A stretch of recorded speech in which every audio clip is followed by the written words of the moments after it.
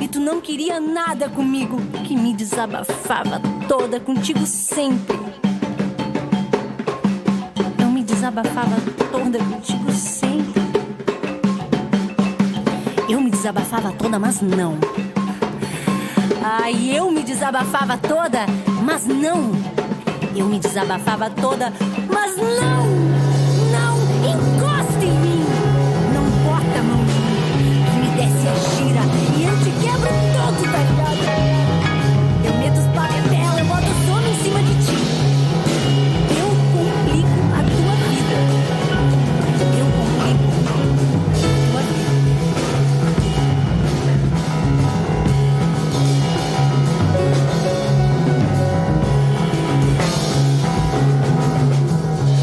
Eu me desabafava toda contigo sempre.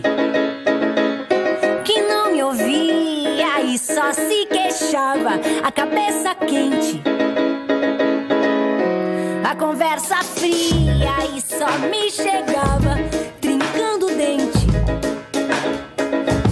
E o olhar demente, eu te perdi a boca ou te dava ouvido e tu não beijava, e tu não falava, e tu não queria nada comigo, que me desabafava toda contigo sempre. Eu me desabafava toda, mas não encosta não, não bota a mão em mim, que me desce a gira e eu te quebro todo. Eu meto os papel, eu boto os homens em cima de ti. Eu complico a tua vida, eu jogo a chave da nossa casa fora. Eu vendo essa porra, vou pra um JK, eu mais os moleque, e por mim.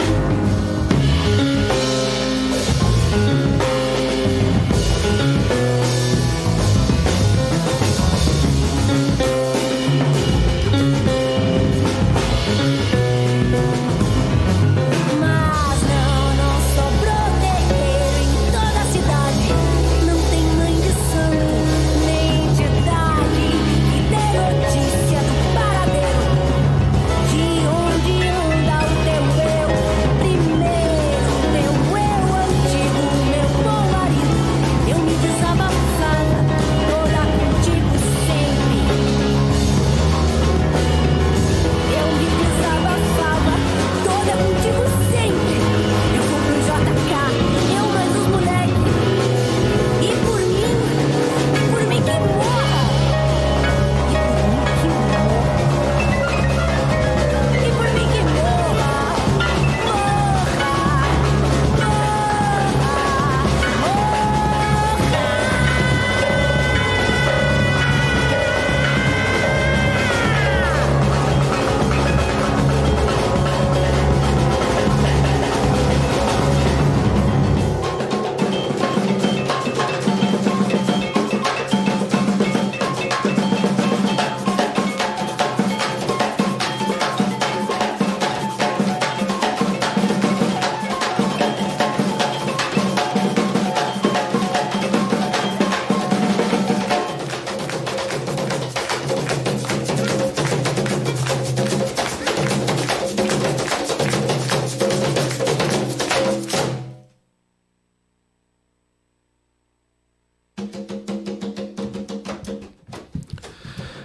Tá aí, 11 horas 37 minutos, e a gente vai retornando aqui com o nosso programa do Paralelo 30, pela FURG FM e também pela FURG TV. A gente escutou Charlie 04 com Paola Kirst. Ótima escolha da Érica aí, uma ótima canção, muito pertinente pro tema, né?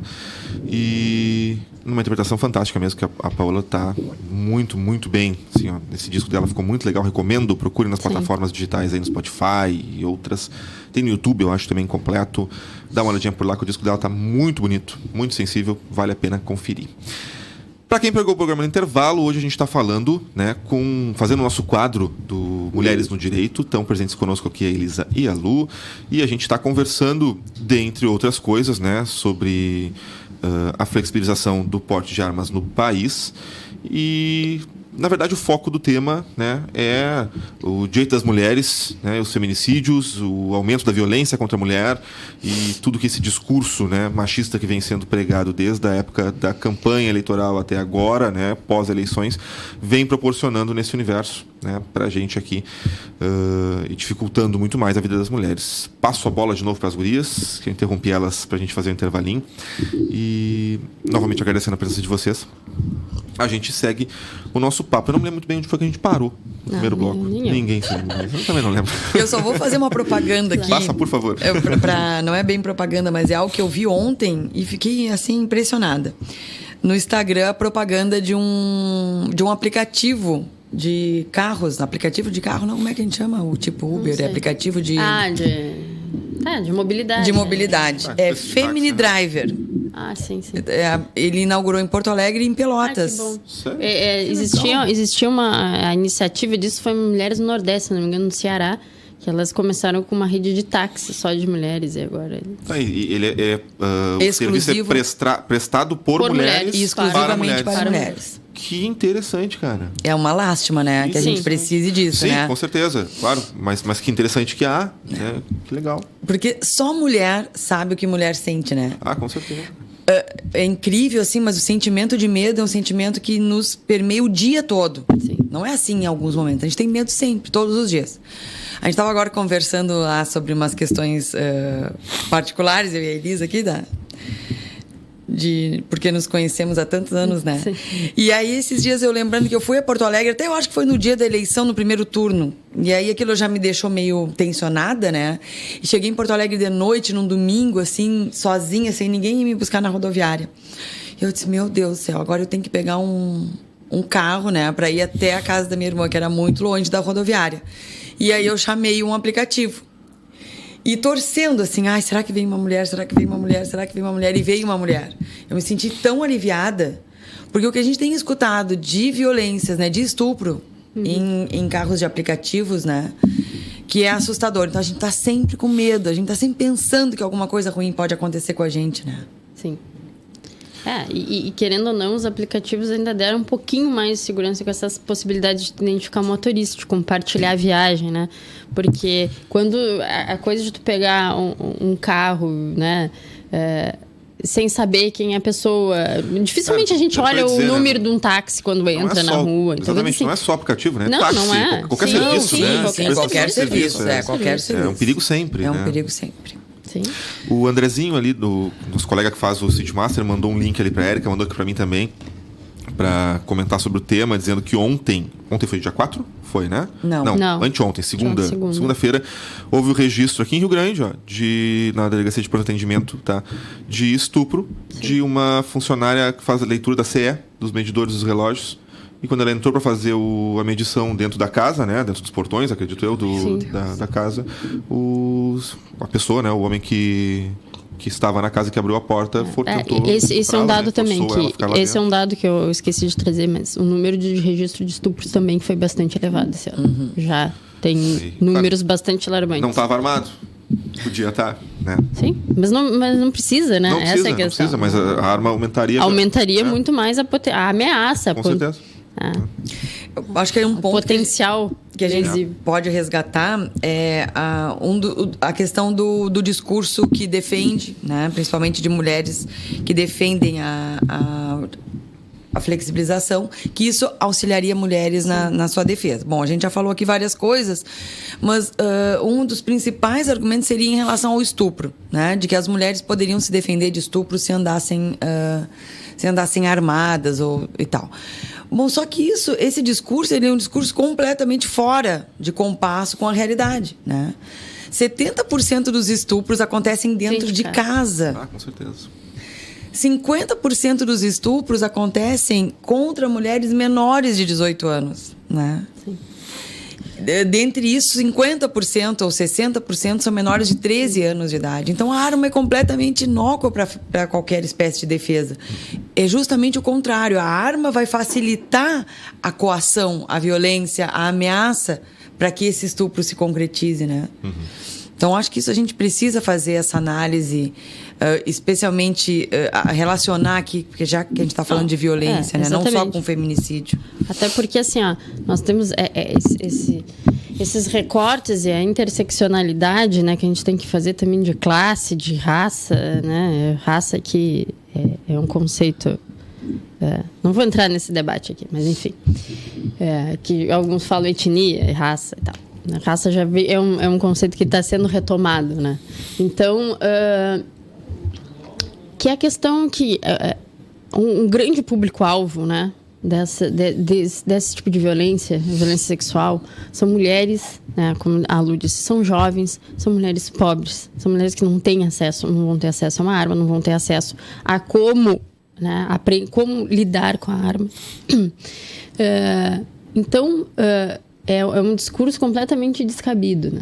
E para mulheres e o índice de casos que acontece com mulheres de classe média alta, até porque elas têm recursos a mais, a gente se expõe menos porque a gente pode andar de carro, a gente mora em bairros menos violentos, então, quer dizer, tem todo um contexto e vai ocorrer dentro de casa. Né? As mulheres são violentadas sexualmente pelos seus próprios companheiros, né? Ou abusadas sexualmente, né? Quando menores, ou por outros sujeitos que convivem com a família. Então, assim, quando a gente estuda o tema e a gente se depara, por exemplo, com relatos de policiais civis que sofriam violência doméstica, tendo uma arma em casa, né? Sendo preparadas para agir, a gente percebe que é completamente descabido. Porque existem outros fatores que são preponderantes a essa questão. Né? Como a gente falou, da questão cultural, né? Da questão de que a mulher vai pensar muito mais em utilizar uma arma de fogo sabendo que tem um filho ou uma filha dentro de casa. Né? E que isso vai gerar não só um risco à vida daquela criança, mas como um trauma para aquele filho, para toda a família, para toda a família que estiver envolvida. Então, assim, as mulheres culturalmente, né, nós somos socializadas para pensar em muito mais questões do que simplesmente focar na reação ali. Então, isso é importante, né? É dizer, nós somos emocionalmente, homens e mulheres são educados de forma diferente. Né? A forma, não que nós sentimos, né? O que os dados mostram aqui. As sensações, elas são iguais, mas as formas de expressão são diferentes. Porque fomos construídas culturalmente assim, diferentes. Né? Exatamente. Então, quer dizer, a nossa socialização é feita de uma forma diferente da dos homens. Que são estimulados a violência cotidiana, a expressar a violência desde muito cedo. Né? Nós não. Nós expressamos as emoções, nós tendemos a chorar, né? a reter muito mais também. Outro dado que eu acho que também a gente pode pensar nisso, dentro do que tu está falando, Elisa, é como a violência psicológica também imobiliza as mulheres, né? Então, eu tenho uma arma, mas a violência psicológica faz com que elas fiquem inertes. Justamente por causa disso, né? Porque essa questão emocional, Quantas vezes a gente vê vídeos, e agora as mulheres estão fazendo isso, estão colocando câmeras no... Aquele caso emblemático lá do Rio de Janeiro, do rapaz que era... Não, a menina, a moça ela era advogada, né? E ela... O cara era doutor em biologia, se não me engano, uma coisa assim, uma pessoa super instruída. Não é do que jogou da janela, aquela que o pai foi presidente da Câmara de Vereadores do Rio de Janeiro, uma coisa assim. É tanto que ela colocou a câmera dentro do quarto, né? Porque ela já estava sofrendo violência. Mas em outros relatos, em outras situações, como a gente percebe, a gente vê mulheres sendo agredidas fisicamente sem qualquer reação. E esse é um dos dados também que o IPEA lá, na nota técnica que fez sobre violência contra as mulheres, é de que muitas mulheres, quando são agredidas, estão ou alcoolizadas, estão drogadas. Acontece essa violência dentro desse estado de vulnerabilidade, né? Que também faz com que as mulheres fiquem menos capacitadas a reagir, né? Em função daquela própria condição naquele momento. Então, é importante pensar que a Lei Maria da Penha, ela vai, além de tipificar essas violências em todos esses dados, ela vai colocar lá como as medidas protetivas de urgência o cancelamento da posse e do porte de armas. Mas a gente tem visto, por exemplo, no Rio de Janeiro, né, um governador também de extrema-direita, em São Paulo, idem, seguindo a mesma linha do governo federal, retirando verbas de políticas públicas relacionadas ao combate à violência doméstica, fechando delegacias ou não ampliando serviços, diminuindo o horário de funcionamento das delegacias. Então, tudo isso também são dados que vão fazer com que que se possa agir ou contra,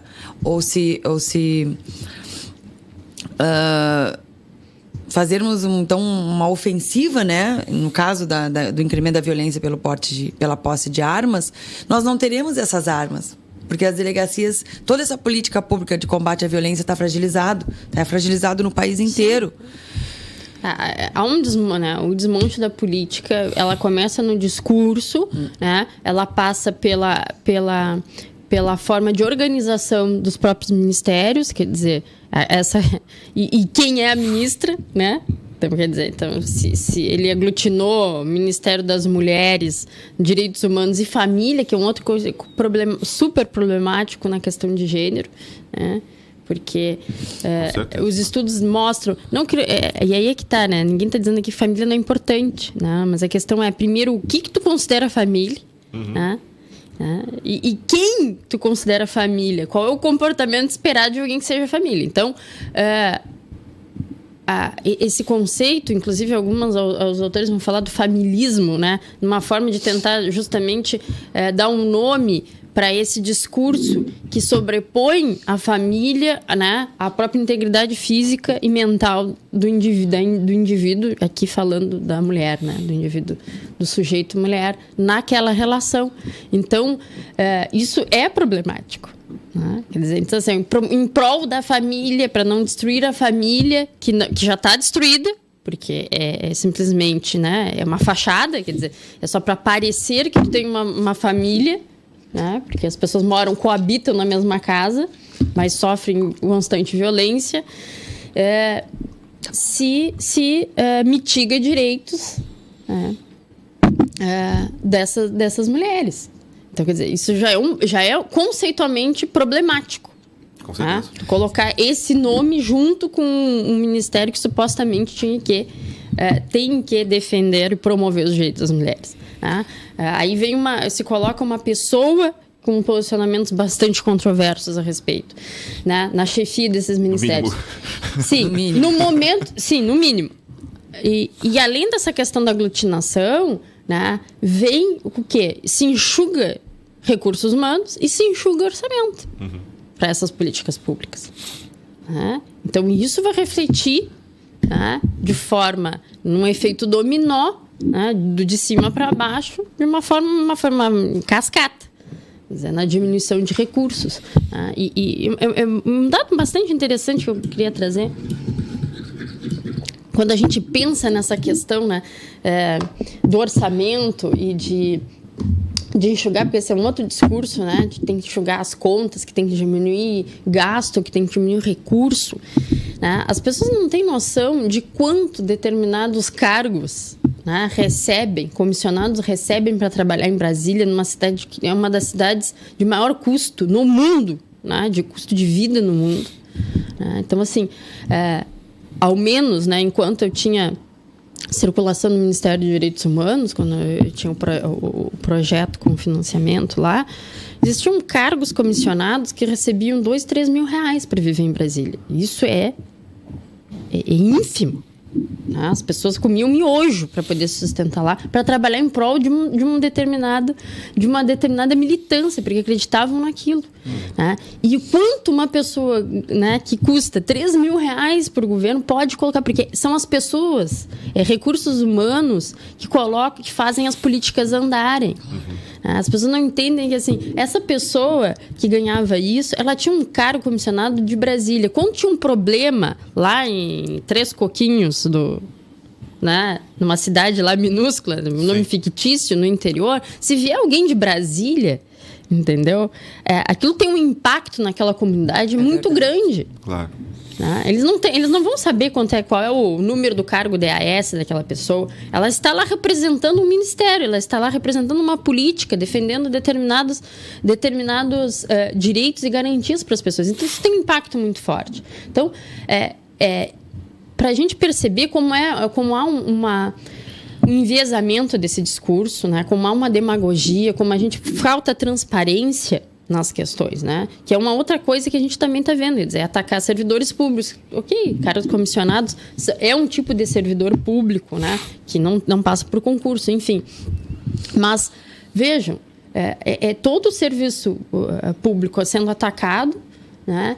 E quanto isso reflete, as pessoas não têm muita noção de quanto é importante ter servidores públicos, né? Terem pessoas que trabalhem em prol de determinadas políticas públicas. É óbvio que não se está dizendo aqui que tem que ter gerenciamento, que tem que ter gestão, que tem determinados setores que tem gente de mais e outros tem gente de menos. Essas questões, obviamente, têm que ser equacionadas. Claro. Né? Mas... Até porque existem os setores, os órgãos de fiscalização para resolver isso, né? Então, assim, ó, não é uma conta simples de 1 mais 1, né?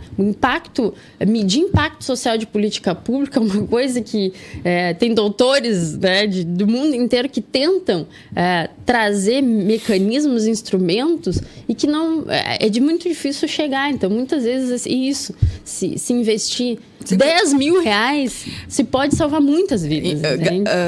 Esse discurso de que nós gastamos dinheiro em política pública é completamente equivocado. Sim, investimento, nós investimos, né? Nós não gastamos, né? Com certeza. Então, eu acho importante, assim, ó, um dado que eu queria só reafirmar aqui. Com esse incremento no número de pessoas que vão poder adquirir uma arma e ter posse, né? A maioria das vezes as mulheres têm completo desconhecimento sobre a arma, que tipo de arma é, até mesmo que existe aquela arma dentro de casa, né? Então, muitas vezes elas vão fazer a ocorrência na delegacia da violência doméstica e nem sabe que arma é, que tipo de arma, da onde saiu aquela arma, para que se possa então fazer o cancelamento do posse e do porte e se fazer a apreensão daquele armamento, né? Sim. Preventivamente. E muitas vezes essa arma apareceu para aquele momento e ela desapareceu também, né? Ah, sim, com certeza. Porque a pessoa não vai deixar a arma ali para ter uma bondade de busca e apreensão né? E ter uma posse ilegal, inclusive, né? Porque a grande parte é ilegal. É isso que a gente também tem que... Vamos pensar uma outra coisa, né? Se a gente vê que 70% dos estupros acontecem dentro de casa, muitas vezes o abusador é até desconhecido do pai e da mãe. Sim. Não conhece. O pai e a mãe não sabem quem é, nem sabem que houve aquele abuso, na maioria das vezes, porque os filhos não contam e não sabem quem são, né? Imagina essa arma circulando dentro de casa, o que também não vai trazer de incremento para esse tipo de crime, né? Para esse tipo de violência. A violência... Aqui a gente está, claro, focando numa questão de gênero, né?